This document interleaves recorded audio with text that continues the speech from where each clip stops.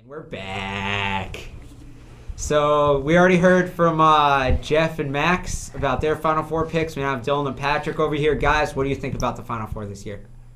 Well, it's been a pretty hectic year so far. Who would have thought that none of the number one seeds made the NCAA tournament? But you know what? Well, everyone's bracket is totally busted. Mine's not, because I have UConn going all the way, baby. So if UConn wins, I might have a good chance at winning the bracket, the pool I'm in.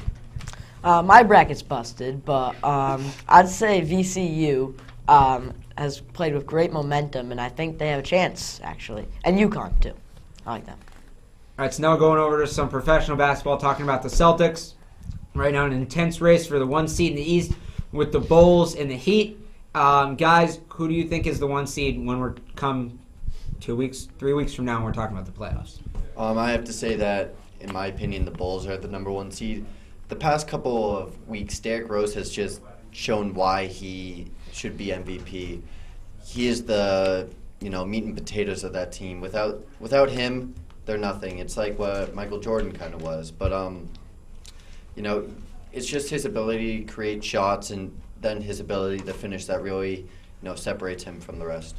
Yeah, I think that the Bulls are definitely the number 1 seed. If I had to make a prediction right now about who was going to win the entire thing, I would go with the Bulls. They look that strong, that good, that far away. They have no weakness, it looks like. They just keep on winning. And I'm very worried about the Celtics because not only could they end up with a 2 seed right now, they're 2 games behind the Bulls, they could end up with a 3 seed. They're only a half game ahead of the Heat. And that would just be terrible after this whole season of greatness and this whole season in first place.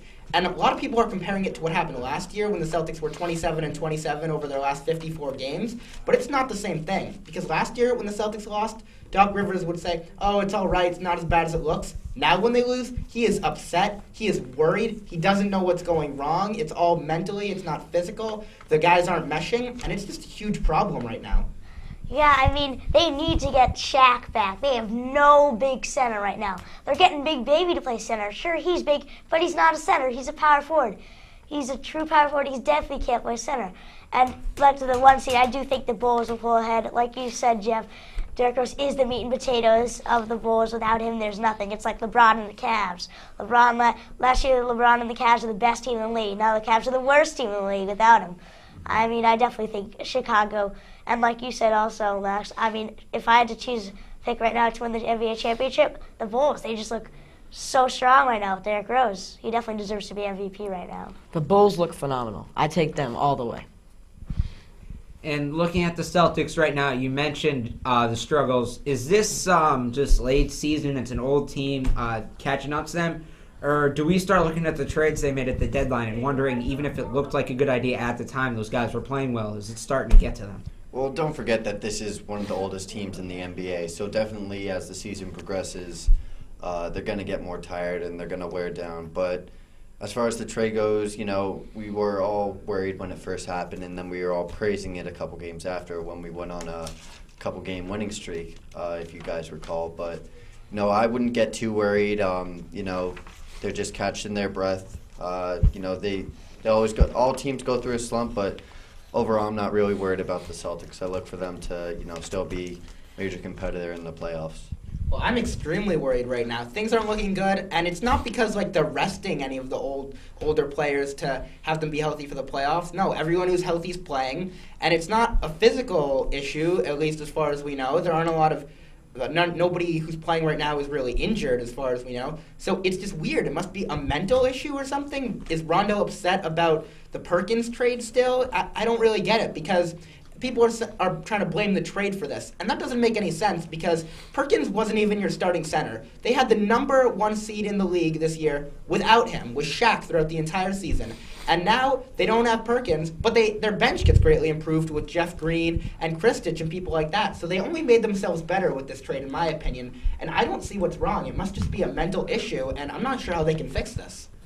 Well, I think it might be a little bit of a problem, but once Shaq comes back, I mean, like you said before, we want it all without Perkins, with Shaq. But that's the problem. We don't have Shaq right now. We don't have a big center. We have Kristich, who's a good scorer, but he's not good on the defensive end. Once Shaq comes back, though, I think the Celtics will start to pick it up a little bit. I think they take the 2 seed. I think the Celtics will take the 2 seed, and they'll turn it up in the playoffs. The experience will help. This may be the last chance to have a big strike. I hope they do okay. I'm a little bit worried. But I think Shaquille O'Neal is definitely a huge question mark for this team. You can't rely on an older guy who's 75 pounds overweight, weighs over 350 pounds overall. It's just crazy. He shouldn't. You can't rely on him for a full season, especially now. He injures his Achilles. He was supposed to be back this week. Then he was supposed to be back April 1st. Then they said April 3rd. Now they're aiming for April 5th. He says he'll be back by the playoffs, which is even later. It's just hard to rely on him, and I don't really know if you can trust him. The other O'Neal also, Jermaine O'Neal, you can't trust him either. He's never gone through a full season without injuries anywhere he's played, and I think the O'Neals would definitely be helpful, but I don't think they're 2 guys you can rely on. We'll definitely look for management to make a big splash during the offseason, to look for, a big man, because they definitely see this as a huge huge gaping hole pretty much in this ball club. So, Danny Ainge, I'm sure will find a way to improve the squad. One more thing before we go to break. Wow, I just blanked out. Okay, I had a question and I forgot it, and that's embarrassing, so we're going to go to a break. On the other side, more Boston sports, so stick around.